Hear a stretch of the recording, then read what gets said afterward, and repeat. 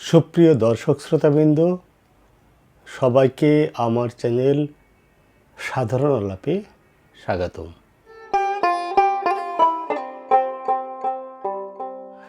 আশা করি আপনারা সবাই ভালো আছেন। দীর্ঘ 3 মাস পরে আপনাদের সামনে হাজির হলাম। মূলত এই চ্যানেলটি আমি যখন তৈরি করি তখন আমার এই চ্যানেলটির মূল উদ্দেশ্য ছিল আমি বাংলাদেশের সব কিছুর ব্যাপারে আলাপ করব, শুধুমাত্র রাজনীতি এবং ধর্ম এই দুটি বিষয়কে সচেতনভাবে এড়িয়ে চলব, যাতে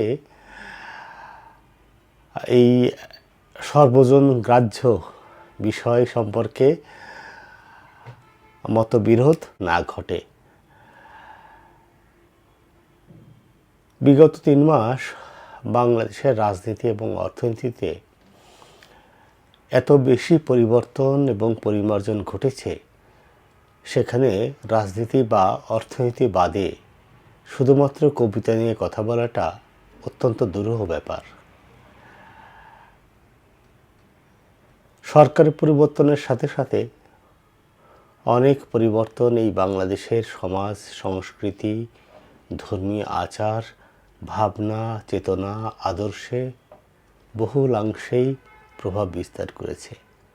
যেহেতু আপনাদের সামনে আমি উপস্থিত হতে পারি নাই, তবে আমার মনের চিন্তা বা আমার ভাবনার গতিপথ রুদ্ধ হয় নাই। আমি আমার পেজগুলো থেকে নিয়মিত আমার লেখা প্রকাশ করে চলেছি।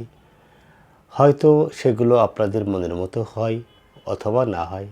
কেউ আপনারা লাইক দেন, কমেন্ট করেন, যাই করেন না কেন, অথবা শুধুমাত্র পড়ে রেখে দিন, ঘৃণাও করতে পারেন। যেটাই করেন না কেন, প্রতিটি আমার জীবনের একটি প্রাপ্তি হিসেবে আমি সেগুলোকে গ্রহণ করি। আজকে অনেকদিন বাদে আপনাদের সামনে হাজির হলাম শুধুমাত্র দুটি কথা বলার জন্য, একটি অর্থনীতি আর একটি রাজনীতি। নীতির রাজ তাকে বলা হয় রাজনীতি, আর অর্থনীতি এটা সম্পর্কে আপনারা সবাই মোটামুটি জানেন। আর তৃতীয় যে ব্যাপারটি, সেটি হলো ধর্ম।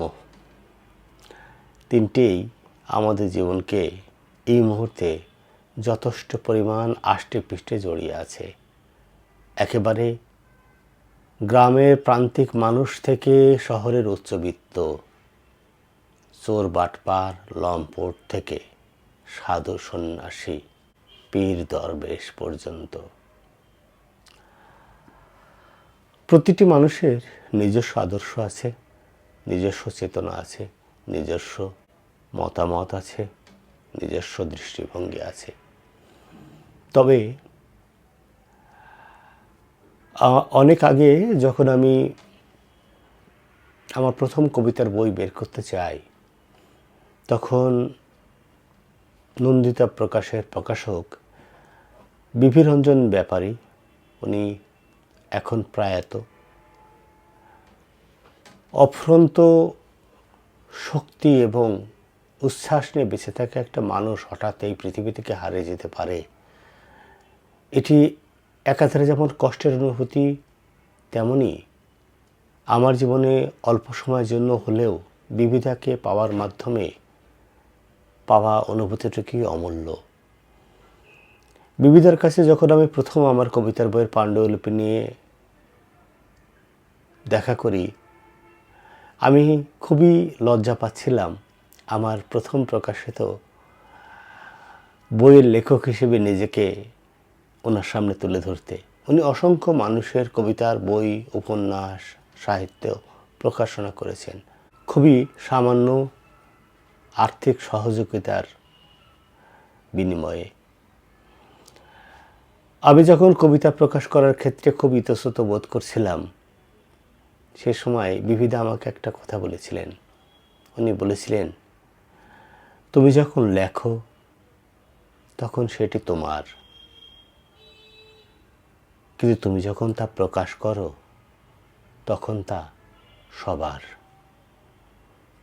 এই একটি মাত্র বাক্য আমাকে নিয়মিত কবিতা লিখতে সাহায্য করেছে।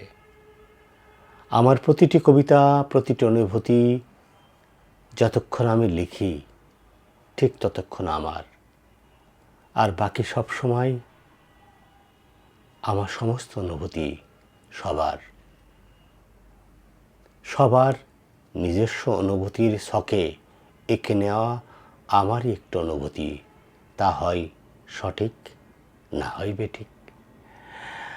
আজকে অনেকদিন বাদে আপনাদের সামনে উপস্থিত হলাম বলে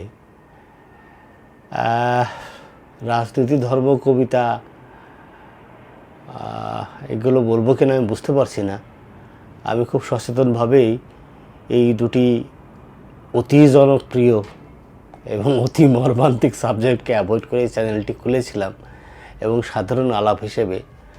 বাট যেহেতু আমার হৃদয়ের প্রতিটি অংশ এখন বাংলাদেশের রাজনীতি এবং বাংলাদেশের অর্থনীতিকে ছুঁয়ে যাচ্ছে, সুতরাং অকুতভয় চিত্তেই সেসব নিয়ে লিখে চলেছি। জানি না কপালে কী আছে, বাট তারপরেও লিখে চলেছি। আমার এই ভিডিওটি দেখার সাথে সাথে আমার লেখাগুলো পড়তে পারেন। আমার মনের অনুভূতিগুলোর সাথে আপনি একমত, দ্বিমত যেটাই হন না কেন পড়তে পারেন। হয়তো সেটি আপনার নতুন উপলব্ধি তৈরি করতে সহযোগিতা করতেও পারে, আবার নাও পারে। তবে আমি এই মুহূর্তে আপনাদেরকে আমার লেখা একটি অত্যন্ত পুরাতন কবিতা শোনাব। এই কবিতাটা আমি অনেক আগে লিখেছিলাম। এই কবিতার মাধ্যমে আমি শুধুমাত্র আমার অনুভূতি প্রকাশ করেছি। আশা করি আপনার অনুভূতির সাথে যদি আমার অনুভূতির বৈপরীত্য দেখেন, তবে সেটিকে আপনার নিজস্ব মহিমান্বিত বিনয়ের মাঝে ক্ষমা সুন্দর দৃষ্টিতে দেখবেন। তো আসুন আপনাদেরকে নতুন একটা কবিতা পড়ে শোনাই, যা আমার অনেক দিনের পুরাতন একটি অনুভূতির অংশ। কবিতার নাম আজ আমার মন খারাপ। আজ আমার অনেক মন খারাপ। অসংখ্য তারার মাঝে আমার যে নক্ষত্রটি, আজ তাতেই গ্রহণ লেগেছে। আজ আমার মন আকাশ দেখতে চাইবে না। ধুধু মরুর মতো শুষ্ক হৃদয় শুধু দুফোঁটা বৃষ্টিতে ভেজানো যাবে না। আজ আমার অনেক অনেক বন্যা চাই। তীব্র স্রোতের বুকে বটের শুকনো পাতার মতো মনটাকে ভাসিয়ে নিয়ে যেতে চাই অস্থির সাগরের শেষ গভীরে। না না, কোনো নুয়ে পড়া নারকেল শিকড়ে অসহায় আশ্রয় আমি চাই না। আজ অবেলায় কবিতার সব ছন্দগুলো অমিল অমিল খেলায় মেতে উঠেছে। খাঁচা বন্দি করে দাও এসব অবাধ্য সৌন্দর্যকে। আজ কোনো একক সৌন্দর্যই আমাকে ভোলাতে পারবে না। এই দেখো, এখনো আমার সবটুকু পৈতৃক রক্ত বিশ্বাসঘাতকের মতো বয়ে চলেছে প্রতিটি শিরায় শিরায়। জমাট বাঁধা বরফের মতো কেন যে আটকে যাচ্ছে না হৃৎপিণ্ডের চারপাশে। কেন থেমে যাচ্ছে না আমার সব সব চঞ্চলতা। কেন এখনো বেঁচে আছি। আজ যে কেন থেমে যাচ্ছে আমার সব সব চঞ্চলতা। কেন এখনো বেঁচে আছি। আজ যে আমার সকল অপূর্ণ স্বাদ কোনো এক অচেনা দানবের পায়ের তলে সস্তা ধূলিকণার মতো পৃষ্ঠ হতে ভালোবাসছে।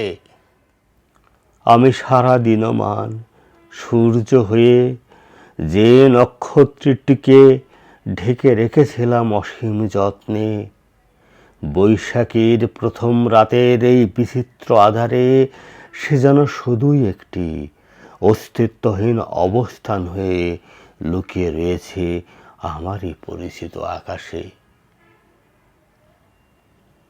আমাকে আটকে ফেলো ওগো, আমার সকল অবাধ্য ভাবনাগুলোকে দয়া করে বন্দি করে ফেলো, বন্দি করে ফেলো যেন তেন কোনো একটি নির্বাচিত সত্যে।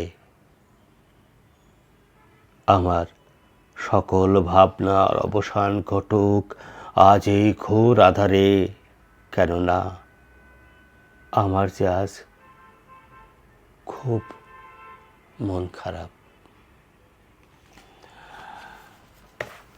সবাইকে অসংখ্য ধন্যবাদ জানাচ্ছি আমার এই আজকের অনুষ্ঠানটি শোনার জন্য। আশা করি খুব দ্রুতই নতুন কোনো ভিডিও নিয়ে আপনাদের সামনে হাজির হব। সে পর্যন্ত সবার জন্য শুভকামনা। সবাই ভালো থাকবেন। অসংখ্য অসংখ্য ধন্যবাদ।